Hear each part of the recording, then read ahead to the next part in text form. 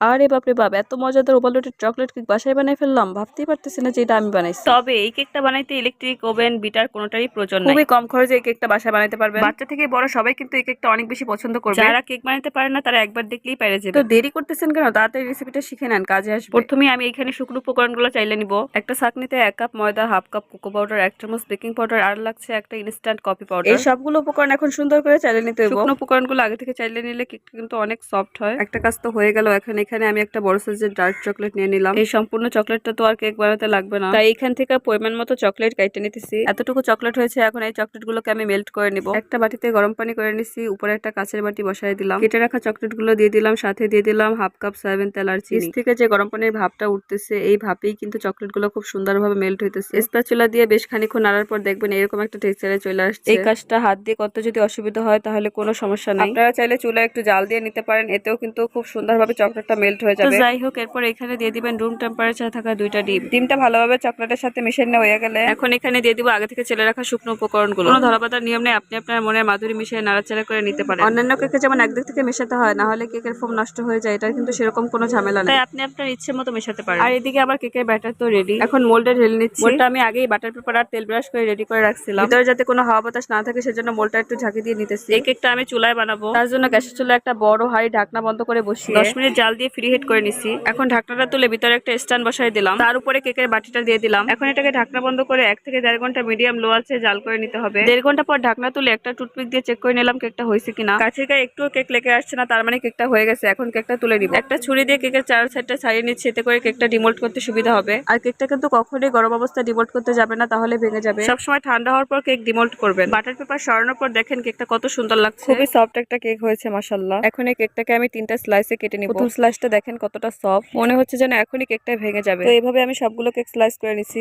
এখন কেকটা ডেকোরেশন করার পালা। আর এই চকলেট কেকটা ডেকোরেশন করতে খুব বেশি ঝামেলা হবে না। ডেকোরেশন করার জন্য এখানে আবার কিছু চকলেট আমি গরম পানির ভাপে মেল্ট করে নিব। কিছুক্ষণ নাড়াচাড়া করতেই দেখেন চকলেটটা কত সুন্দরভাবে মেল্ট হয়ে গেছে। এখন এখানে দিয়ে দেবো 1 কাপ পরিমাণ হুইপ ক্রিম। যাদের বাসায় হুইপ ক্রিম নেই তারা চাইলে দুধ জাল দিয়ে ঘন করে এখানে দিয়ে দিতে পারেন। হুইপ ক্রিমটা খুব সুন্দরভাবে চকলেটের সাথে মিশিয়ে নিতে হবে। হুইপ ক্রিমটা চকলেটের সাথে খুব ভালোভাবে মেশানো হয়ে গেলে এই লিকুইডটাকে 20 মিনিটের জন্য ফ্রিজে রাখবেন। তারপর এটা শক্ত হয়ে গেলে ফ্রিজ থেকে নামিয়ে এটাকে আবার মেল্ট করে নিতে হবে। কিছুক্ষণ হাত দিয়ে নাড়াচাড়া করলেই দেখবেন এরকম একটা ক্রিমি টেক্সচারে চলে আসছে। এখন এই চকলেটের কেকটা রেডি কেক ডেকোরেশন করার জন্য প্রথমে বোর্ডে একটু চকলেট লাগিয়ে নিলাম, এতে করে কেকটা সরে আসবে না। কেকটা বসাই দিলাম। এখন উপর থেকে দিয়ে দিব সুগার সিরাপ, তারপর কেকের উপরে দিয়ে দিলাম চকলেট ক্রিম। একটা প্যালেট নাইফ দিয়ে আমি সুন্দর করে চকলেটটা চারদিকে ছড়িয়ে দিচ্ছি। এরপর কেকের আরেকটা লেয়ার দিয়ে দিব, তারপর আবার সুগার সিরাপ আর চকলেট দিয়ে কেকটাকে কভার করে নিতে হবে। আমার কাছে মনে হয় 3 লেয়ারের কেক একটি ভালো মানের কেক। এই কেকের প্রতিটি লেয়ারই চকলেট আর সুগার সিরাপ দেওয়া থাকে। এটা অনেক সফট হয়, যার কারণে খেতে অনেক ভালো লাগে। বাইরে থেকে কেক কিনে খাওয়ার থেকে বাসায় এরকম ভাবে স্বাস্থ্যকর কেক বানিয়ে খাওয়া অনেক ভালো। যবে থেকে কেক বানানো শিখেছি তবে থেকে আমরা নিজেরাই বাসায় কেক বানিয়ে খাই, বাইরে থেকে আর কেক কিনে আমাদের খাওয়া হয় না। এই যে দেখেন কথা বলতে বলতে কি সুন্দরভাবে কেকটা বানিয়ে ফেললাম। যারা আমার মতো এত ভালো কেক ডিজাইন করতে পারেন না তাদের জন্য একটা ফাঁকিবাজি ডিজাইন শিখিয়ে দিচ্ছি।